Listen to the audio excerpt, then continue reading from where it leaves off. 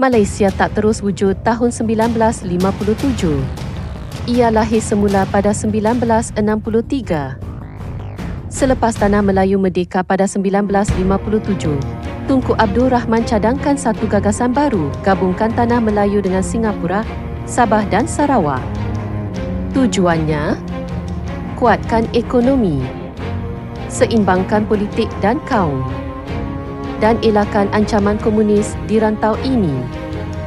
Suruhanjaya Cobor dihantar ke Sabah dan Sarawak untuk tanya pendapat rakyat. Majoriti bersetuju dengan syarat hak negeri dipelihara. Akhirnya, pada 16 September 1963, Malaysia secara rasmi ditubuhkan. Tapi tak semua setuju. Indonesia lancarkan konfrontasi.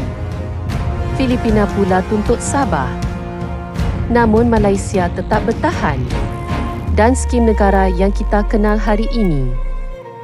Follow sejarah ringkas untuk lebih banyak fakta sejarah.